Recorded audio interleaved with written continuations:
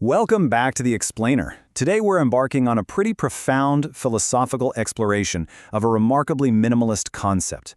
We're looking at a source text that is, well, incredibly brief, yet absolutely densely packed with geopolitical meaning.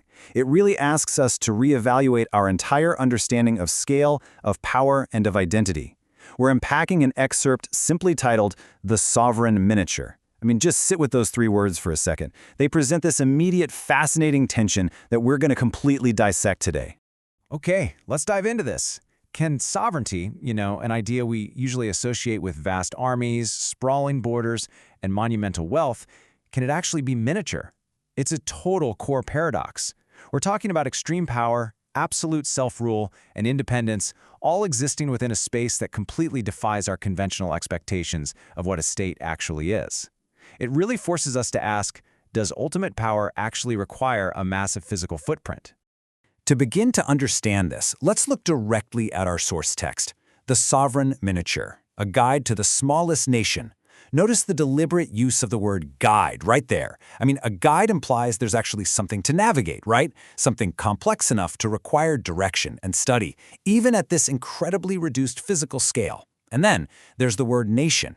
We aren't talking about a town or a neighborhood or some private estate. It's a nation. It's a collective identity and an ultimate authority, literally distilled down to its absolute physical minimum. Now, what's really interesting about this is the deliberate collision of these two specific concepts. On one side, we have sovereign. This implies supremacy, autonomy, the absolute highest possible form of worldly legal authority. On the other side, miniature, something scaled down, tiny, kind of like a replica or a delicate curiosity. Our source material intentionally smashes these two completely opposing ideas together. It's basically telling us that ultimate geopolitical authority doesn't inherently scale with square footage. And this brings us to a really fascinating thought experiment derived straight from the words in our text. What makes the smallest nation? I want you to actively imagine this with me for a second. What does it actually take to govern a space so unimaginably small? If you strip away the sprawling land masses and the massive populations, what are the irreducible core components of a country?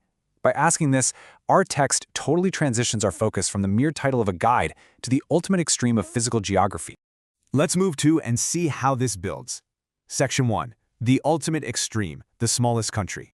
So the crucial point is, we're looking at the smallest country. This isn't just a small country, it is the smallest. That definite article, it matters immensely here.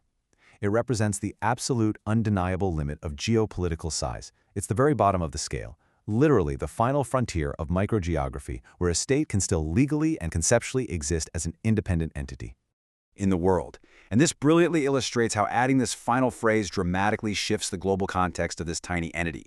It's not just the smallest in a specific region, or just the smallest on a particular continent. It is the smallest on the entire planet.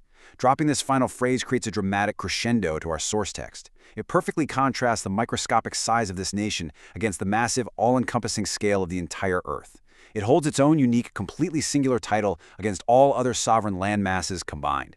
Which really leaves us staring right at the very edge of this whole concept. If a miniature truly can be sovereign, if ultimate, undeniable authority can reside in a microscopic footprint, how small is the world's smallest country?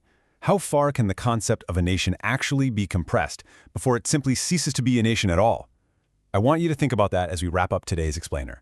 The text gives us the conceptual parameters, for sure, but the true physical scale of that reality, well, that's something that demands even further thought and exploration.